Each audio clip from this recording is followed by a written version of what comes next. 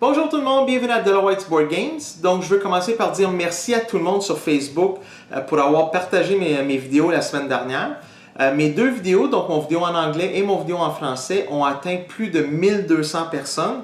Donc je suis vraiment content, ça a vraiment été une semaine spectaculaire. Je veux vraiment vous remercier pour votre participation. Donc tel que promis, le gagnant de This Town Ain't Big Enough for the Two to Four of Us est Francis Bastien. Donc, félicitations, je vais communiquer avec toi par Facebook pour que je puisse te remettre ton nouveau jeu. Et merci encore une fois à tout le monde d'avoir participé, ça a été vraiment apprécié. Donc, cette semaine, on va parler de Armadora, un jeu que j'ai acheté chez Archambault aux alentours de 16 $. Donc, on va l'apporter à la table, puis on revient pour les derniers commentaires.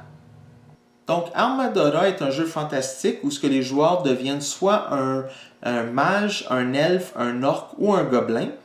Et on se combat pour prendre contrôle de l'or qu'on a sur le champ de bataille. Donc, au début de la partie, chaque joueur va choisir un personnage. Donc, dans cet exemple, j'ai choisi d'être les elfes. Donc, sur les pions, d'un côté, on retrouve l'image d'un elfe. Et de l'autre côté, on a encore l'elfe avec un chiffre qui représente la valeur de mon pion. On a des 1, des 2, des 3, des 4 et des 5. Et j'ai décidé de jouer contre les orques. C'est la même chose, donc un côté seulement que l'image de l'orque. Et de l'autre côté, on retrouve la valeur de son pion.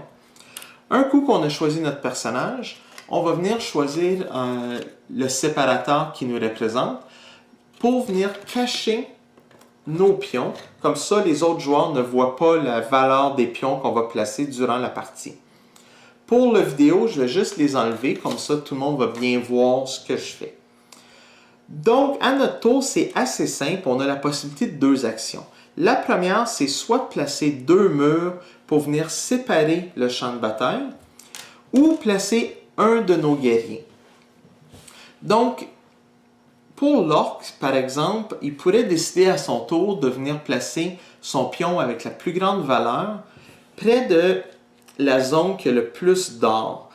Donc, il va venir la placer face cachée, ici. Comme ça, moi, je ne sais pas qu'il vienne de placer son pion qui vaut le plus à la fin de la partie. Par contre, moi, à mon tour, je pourrais décider de venir séparer le champ de bataille en plaçant les deux premiers murs. Les murs peuvent être placés n'importe où entre les champs de bataille, mais moi, je vais venir choisir de les placer ici. Bien évidemment, je ne suis pas censé savoir que son pion vaut autant, mais si ça la donne de cette façon-là, moi, je viens de rendre la job à l'orc vraiment difficile pour que son pion vienne jouer un rôle sur l'or ici, à moins qu'il réussisse à séparer la zone autrement, mais ça va être très difficile. Il va avoir plus de chances d'avoir un impact sur le tas d'or que de ce côté-là. Donc, chacun notre tour, on va soit placer des murs ou nos guerriers, jusqu'à temps que sur la map, il n'y ait plus d'espace vide.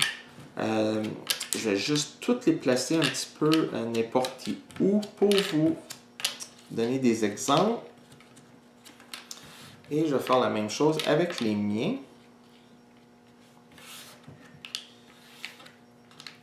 Et puis, dites-vous qu'à la fin, normalement, les zones, il va y avoir plusieurs zones. Donc, ça va être séparé un petit peu à gauche et à droite. Par contre, moi, je vais juste créer deux zones pour pouvoir vous donner des exemples pour calculer les points à la fin d'une partie. Donc, dans ce cas-ci, si la partie terminerait comme ça, il y aurait seulement 3 zones. Ce qui est assez rare. Normalement, c'est des plus petites zones. Tant qu'une zone a minimum 4 carrés, c'est bon. On ne peut pas avoir une zone de 3 carrés, ça serait une zone illégale. Donc, à la fin de la partie, on retourne chacun de nos pions et on additionne la valeur de nos guerriers pour voir qui va gagner l'or dans cette zone-là. Donc ici, on a seulement un tas d'or. Donc les orques ont un total de 4. Moi, les elfes, on a juste 2. Donc les orques gagneraient la pile d'or. Si jamais il y a une égalité, l'or serait séparé également.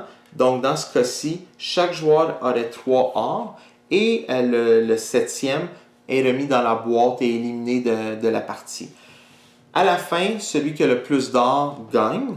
C'est sûr qu'il y a des zones, comme dans cette grande zone ici, on a plusieurs tas d'or. Donc, encore une fois, c'est celui qui en a le plus qui remporte toute l'or de cette zone-là. C'est pas plus compliqué que ça. Si jamais vous avez des questions, gênez-vous pas à écrire dans les commentaires ou m'envoyer un courriel. Ça va me faire un plaisir de vous répondre. Puis, c'est un jeu que vous pouvez vous acheter chez Archambault aux alentours de 16-17 $. C'est vraiment le fun, très rapide. Donc, on va retourner pour les derniers commentaires. Donc, Armadora est un jeu qui joue très rapidement. Les règlements sont très simples, mais le niveau de stratégie est très élevé et c'est ce que j'aime de ce jeu-là. Le fait qu'à tous les tours, je me demande quel pion, quelle valeur de pion je vais mettre sur le champ de bataille ou comment je vais diviser les zones pour avoir mes pions plus près du plus grand tas d'or. Des fois, ça peut être frustrant, le fait que je vienne de placer un pion d'une valeur assez élevée puis que le prochain joueur va venir me couper avec ses murs à lui. Mais c'est vraiment plaisant de jouer. Si jamais vous voulez avoir une copie, vous pouvez l'avoir chez Archambault. C'est vraiment facile à trouver. Donc, pour mon vidéo de la semaine prochaine, si jamais vous avez des suggestions, vous pouvez les écrire dans les commentaires. Et d'ici là, on se revoit dans une semaine. Bonne semaine à vous!